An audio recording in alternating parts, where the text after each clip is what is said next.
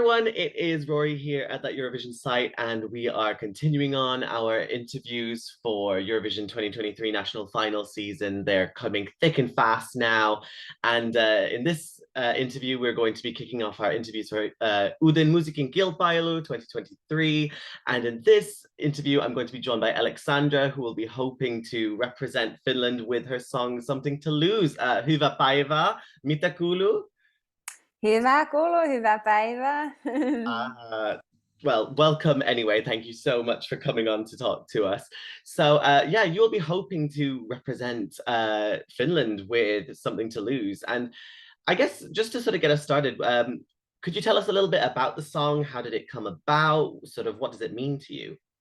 Yeah, we wrote it in April last year in LA, and yeah, we were just writing, and I think we didn't really realize kind of how, or I didn't realize how kind of big and important and like personal also the song was to me until afterwards. I always write notes in my phone, like, I don't know, sometimes I'm on a train or in a car or something, just ideas, and this line, Something to Lose, was one of those that I just had on my phone and I brought to the session with a songwriter Amy and a producer Belinda, and we were just feeling it out, the theme of that line and kind of and the story, and that's kind of how the song then came to be. And yeah, I just felt like it was the right song to join Eurovision with, because I knew I always wanted to have something.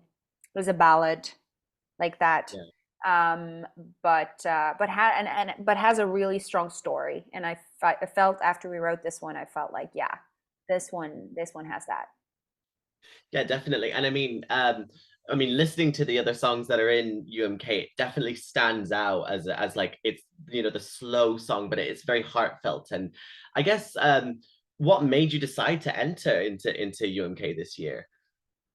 Yeah, I've been asked a few times prior, and it just never felt like the right time, and I didn't really have a song that I felt like, yeah, this could be something. So this time I was asked again, and I felt like, well, the timing could be good, and so I then kind of just wanted to see if I happen to write a song that feels like this would be something I would go with. And then, yeah, it happened. And then I sent it over, and that's where it started. It's just been sort of snowballed since then until it's just become this great giant thing now, which is great, Yeah. you know. It means that Which so is many amazing. yeah, it means so many people can, you know, listen to your music now, which is fantastic. So, you know, you've opened it up to such a wider international market. So immediately a great sort of stepping stone, I guess, which is great. And I guess as well, you know, you've been based in Berlin as well, and sort of, you know, have living there for a while, but also sort of going back and forth between sort of Germany and Finland. Has that affected sort of the style of music that you make, or has it just sort of been opening up a whole creative mind? Yeah, I mean, for sure. Yeah, I lived in Berlin for 6 years, and I actually just recently moved back.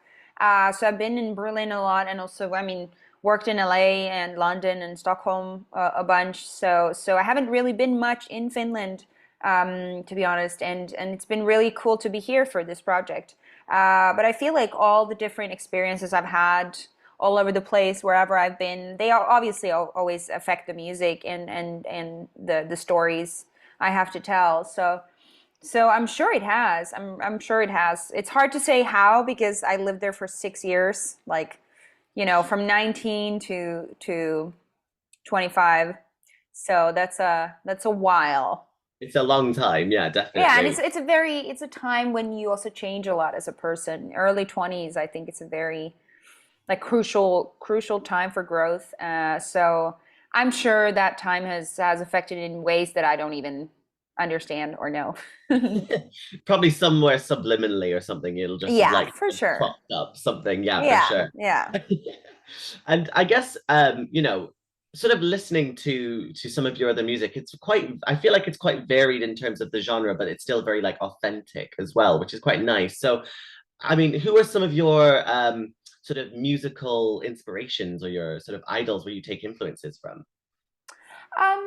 Yeah, I grew up with, listening to the amazing songwriters and singers and like,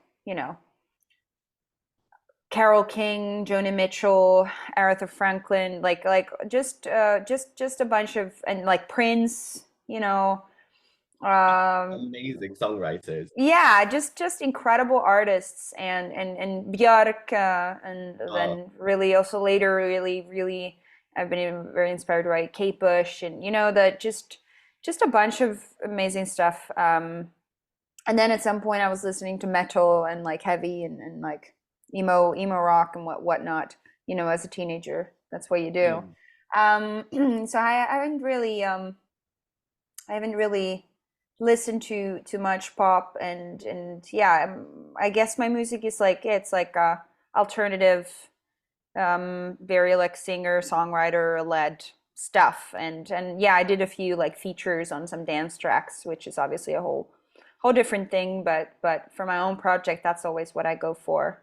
And that's I mean, nowadays I yeah, like artists I've listened to my whole adulthood and since my like later teenage years, like Bon Iver, Frank Ocean, and these, yeah, incredible, and yeah, a bunch of other stuff. Florence and the Machine. yeah. Wow, it's such like a wide variety of different people there, and it's great because like a lot of those have those kind of, again, very like intimate but authentic kind of storytelling abilities, and I think Yeah, that like, works perfectly with the sort of music that you write as well, which is fantastic. yeah. So I guess looking at it now with a Eurovision lens, I guess what are sort of your memories of Eurovision? Like, was it a big thing in your house? Did you sort of watch it regularly, or how did it sort of affect you as a person? I mean, I watched it as a kid. Like I always loved the shows, and I think we watched it almost every year. It was always a thing. Like, you got the snacks, you got the whole. Yeah. Now we're watching Eurovision. So yeah, I always really enjoyed that. But I think, yeah, in like later teenage years, and then when I moved to Berlin, I kind of forgot about it, and I wasn't really watching much. I do remember Euphoria, Loreen with Oh Euphoria. yeah. I don't remember when that was, but that one I really stuck with me. I think that was at the time when I didn't really watch it that much, but I think I that one really stuck with me, and and yeah, and then I've kind of come back to that a little bit in the past few years, which has been cool, and yeah, I love Eurovision and kind of the idea of it. So it's really cool to be part of UMK and kind of, yeah, see if we'll end up at Eurovision. Don't know, but it's a cool experience either way. Oh yeah, definitely. And I mean, it's great again, like, promoting music to at least like within Finland as well, sort of like boosting Yeah, your name there in the national sort of market as well, which is fantastic. And of course, UMK, it's only a couple of weeks away now. You're in the midst of rehearsals and doing everything like that. Is there anything that you can kind of tell us a little bit about sort of your performance, or is that kind of all being kept under wraps for now? yeah. I mean, we have some dancers on stage for sure. There's a lot of drama. There's a lot of emotion. For me, the most important thing was to really kind of that the show really represents the story of the song, and I didn't want to go with something that really doesn't have anything to do with the song. So I really wanted to make sure it kind of continues that story, and that's what I feel like that's what we've done, and I'm just very excited to really finish it and then get to do it over and over again next week. Oh So yes. yeah, It'll be a lot of sort of craziness, and think if you get to Eurovision, you'll end up having to do the same thing over again for months. So like this is for good sure, practice. So for be sure, prepared for whatever is to come. definitely. I guess as well, like with the variety of songs that are also in UMK, I mean, like how does it feel for you to be sort of accepted onto that sort of big selection where you've got rock, you've got sort of pop, you've got I don't even know how to call Karia's song. It's sort of like Yeah. trance, but like it's whatever. So like how does it feel to sort of be representing that kind of level of diversity in Finnish music? Yeah, it's really cool, and I think it's really cool that they chose very different songs and kind of yeah, very different artists, and yeah, I'm very excited to have no idea who's gonna win, and I it doesn't really feel like a competition really yet. I mean, we'll see maybe on the day, but it's just been amazing to share this thing this year with these artists, and everyone's really lovely, and and yeah, I'm just excited to see the shows and to see, you know, no idea who's gonna win, so it's gonna be really cool. But keeping my fingers crossed that you might be the one to make it. I'll be watching the whole Never time, know. so you never know. Thank And I you. guess if you do end up going on to represent Finland, like what would that mean to you, sort of to represent your country at such a big event? That would be incredible. That would be really cool. And I mean, for me, it's really, you know, getting to do that show is such an incredible experience. And then to go with this exact song, I felt like I really, if I that was something I knew. Like if I go to UMK, I want to go with something that has a story that really means something to me and hopefully means something to the listeners. And I feel like that has already happened. So it's been really cool to get all those messages and see people really connect with the song.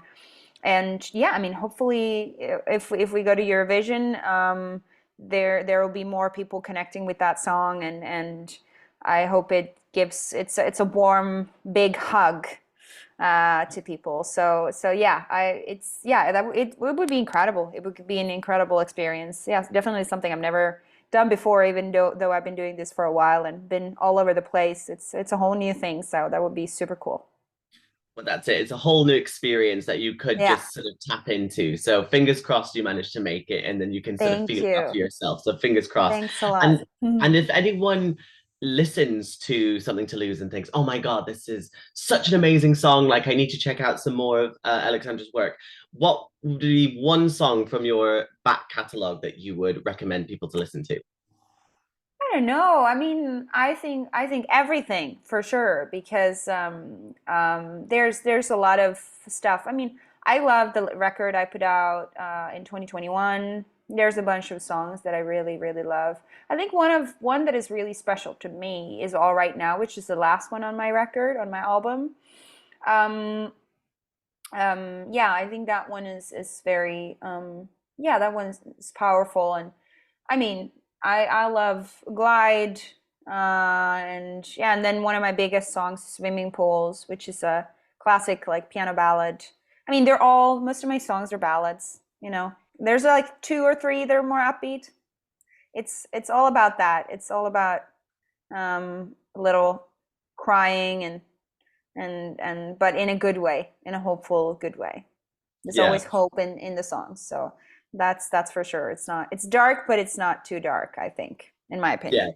Oh, well, that's fine. Hey, sometimes we all need a moment where we just need to cry and just let things out. So Exactly. I need that all the time. That's why I love making this kind of music. it's But great. I And love, when, yeah, I sorry, go mean, but on. I love that there's so many like upbeat and happy songs. I mean, this year in UMKs, I think it's really cool. And I mean, general with Eurovision, I love the kind of idea of like, yeah, having fun. So I think having fun with sad songs is also something. So yeah, just yeah, if somebody wants to listen, just go through that and find your own having fun with a sad song kind of song. There's Okay, many of right. them Well, for I sure. need to listen to some of these songs now. After this, I'm gonna put them all on my playlist, and I'm just gonna have to like binge Yay! to them. So it'll be great. Yay! And I guess just as one final question, what would be your message to the international fans who have been, listening to Something to Lose? What would be your message to the Eurovision fans? Um, just yeah, thank you for listening. I really appreciate it, and I hope you'll like the show, and I hope that also touches you. And yeah, that's yeah, I'm just very excited to be part of this, and I'm very excited to connect with everyone. And it's just been a really real pleasure, and I bet it's going to continue being that for the next, let's see, either just a few weeks or longer. Who knows? Who knows? So thank you. A big hug to everyone.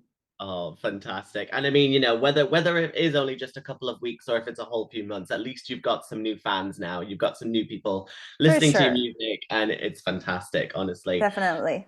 Definitely. So, kiitos paljon ja onnea in the fight. So, Kiitos. thank you Kiitos so much. paljon. Thank you Thank so you so much. much. Thank Have an you. amazing time. Have you got any social media that we can plug for you whilst you're here?